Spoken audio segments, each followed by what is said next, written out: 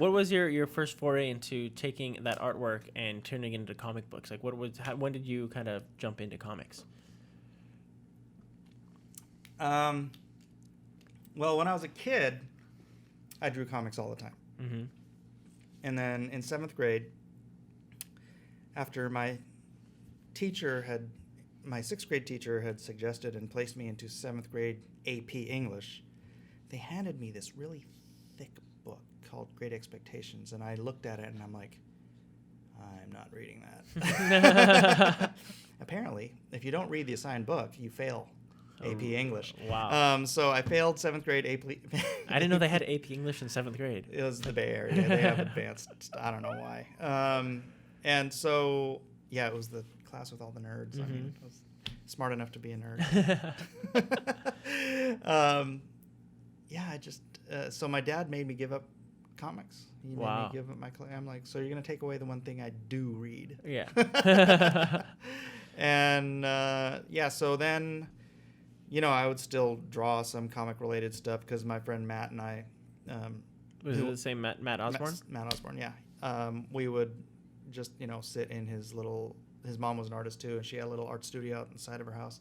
And so we would just draw all the time and just watch, Monty Python or Highlander or whatever all these other, whatever movies, because this was back when you had to rent VHS tapes. Oh, yeah. And so by the time college rolled around, junior college, I went to De Anza in Cupertino.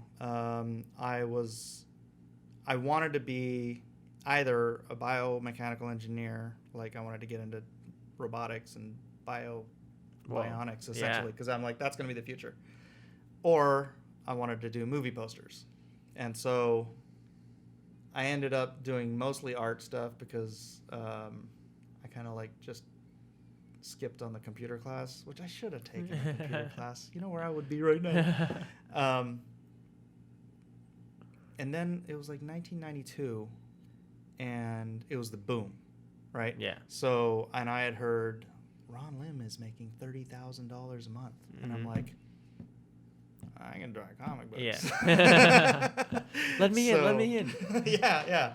So I gathered together. What was Ron drawing at the time, or what was he working on? He was drawing, I think, Fantastic Four, Infinity, something or other. He was drawing like 3 books. Okay. Ron. Yeah. Madman, right? That's great crazy. Guy, freaking hardest working man in show business. Yeah.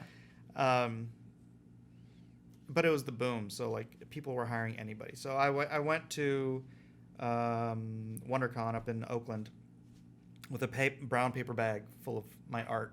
I didn't have a portfolio. I'm just like, here's my trash bag with my art in it.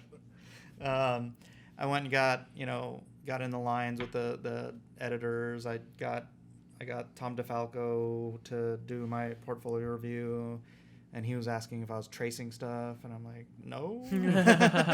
So he gave me his card, asked me to keep submitting stuff, a couple other places. And then finally, it was suggested to me by Jeff Johnson that I go check out Malibu and go talk to a guy named Chris Ulm, who he was the editor-in-chief at the time. So I go over to Malibu, and I said, Chris? And he's like, yeah. I'm like, Jeff Johnson told me to show you my work. So he looks at it and he's like stoked. He's like, I love it. And he's like, we'll get you some work. And I'm like, fantastic. So I was super excited. Got his card. I mean, that's like the excitement. Yeah, of course. When you're a kid. You're like, oh man, I made it. Someone's gonna hire me right now. Yeah, for my lifelong dream. And so when I think it was Monday morning, because I was so excited. I was like, I don't want Chris to forget about me. So I took this photocopy of a drawing I did for the Wizard World. Do you remember the Wizard World? Oh yeah, when the they magazines. used to do the contest where you can draw a character in the wizard robe. Okay. I drew Colossus in the wizard robe. I inked it with a technical pen, which is not how you're supposed to ink. And I made a copy of it. I wrote, "Don't forget about me," and attention Chris Ulm, and I faxed it to him. 5 minutes later, Chris calls me, and he's like, "Is this how you ink?" And I'm like, that is a fax, first of all. I inked it with a technical pen, second of all. And third of all, you said you were going to get me penciling work. And he's like, yeah, we'll get you penciling work, but we need an inker right away. So I was like, sure.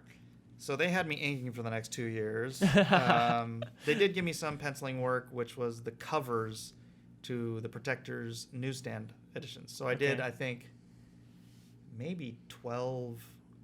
That was my first illustrations were covers for Malibu. Wow. For Protectors.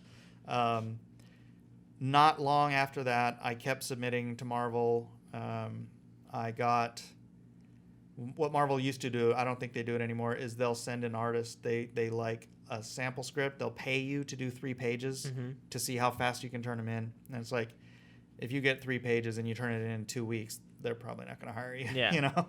So I got the 3 pages. I got them done. Sent them back within that week. And they gave me Cable number 12. Oh wow, That that was my your first Marvel book. Yeah.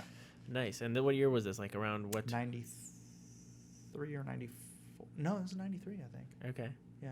So this was the first. This was the original Cable series, right? Or so this was the 12th first issue. I rounded out the year. That's Yeah. crazy. Yeah.